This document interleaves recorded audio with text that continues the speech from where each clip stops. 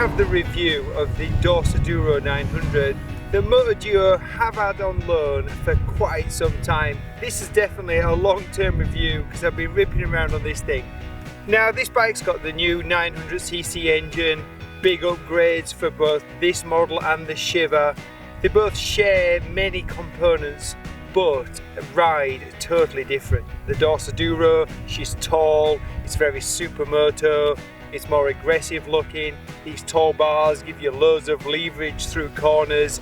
It's a bit of a hooligan bike, to be quite honest, but it's not a total hooligan because it's got a super smooth engine, really helped by the excellent electronics that this bike has. Ride-by-wire, awesome display, really updated electronics. All of the electronics work together with the ABS, traction control, really bringing this bike really onto a high level in the electronics side. And the ABS, traction control does work, but as a perfect hooligan motorcycle, you can turn all of that off, and wheelies and skids then are really easy. Living with this bike on a long-term loan, I'd say overall I've actually more enjoyed this bike the longer I've had it than anything else that I've had in my stable for quite some time. And the reason for that is just because it's tall and I can see through traffic really well, and I've enjoyed that. Now long hauls, it's a little bit more difficult because you've only got a little screen here. Well, it's not even a screen, it's just a little wind deflector. It does work actually, but it's nothing like having a big screen. So highway miles on this bike are a little bit more difficult, plus that upright naked position, you definitely get a lot of wind buffeting. That can also upset the motorcycle at high speeds, so it's not really a highway motorcycle. And it also doesn't have the biggest gas tank on this motorcycle either, so definitely highway miles are a bit of a no-no. But it's a lot of fun. I've had fun commuting on it, I've had fun in the canyons, pick my kid up from school, stick the missus on the back. It's a good all-round motorcycle. Seat is pretty comfy, I've had no problems with that. In fact, it's really narrow here and it's got a good feel to it. So I've enjoyed that when I've been riding it for like less than a couple of hours. More than a couple of hours in the saddle and you start to notice that hey, the seat could be comfier, but hey, it's a naked Supermoto bike, what do you expect?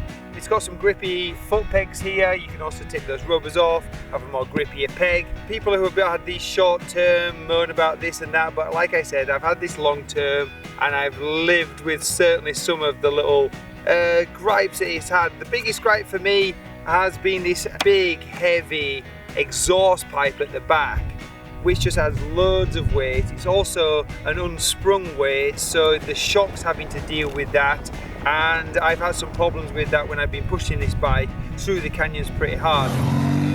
But I worked with the rear shock, I managed to dial it out, and I've got this bike handling really sweet. And that's the difference between bikes that have adjustable suspension and bikes that don't, is that when you start to have a problem, you can try and work with some of those clickers, work with the adjusters. Now bikes that come with no adjustment, you just have to suck it up and see what you can get away with, how the bike handles. Most of the time on a stock setting, they're really good. Even this bike on a stock setting is really good.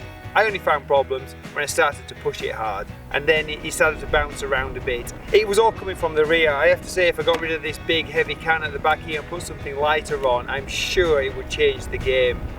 It's got 3 modes, it's got a wet mode, a touring mode and a sport mode.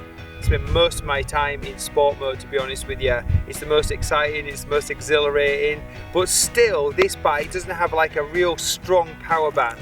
This type of bike reminds me to compare it to like the Ducati Hypermotard. Now the Hypermotard has got a strong engine, but it's also got a real bite to it. This is not as intimidating as the Hypermotard, much more user friendly. So the engine is definitely a real strong point on this bike. I think it will suit a lot of riders because you've got the different riding modes, it's smooth, the electronic package is really, really good. Front forks have felt really planted. They're big, strong front forks here on this bike. And to complement that, you've got a good, strong front brake system. I came from racing, so I'm just used to using a brake with 1 or 2 fingers. This bike is just a 1 finger application. It comes on quite sharp when you grab some of the brakes, so be warned. And this front suspension and braking system is definitely that. It's aggressive, but it stops well. The ABS works, but yeah, it's definitely powerful. Now overall, I think it's a great looking motorcycle. I definitely pull some weight off it. I probably look at extending that gas tank with maybe just carrying like a rotor packs. I think if you put some different tyres on this, you could easily take her off-road, and maybe if you even put some spoked wheels on this, you could get hardcore off-road. But overall, I really like this bike. Aprilia have been making awesome bikes for a very long time. If you have not heard about Aprilia, you definitely should look into them. They come out of Italy with a lot of passion. They're excellent at racing, and now that technology is just coming down into their road bikes. Here's a great example of Aprilia just getting better and going from strength to strength. Fun bike, definitely getting a thumbs up. If you like this, then don't forget to like, subscribe and hit that bell. But most important, whenever you can, just go for a ride.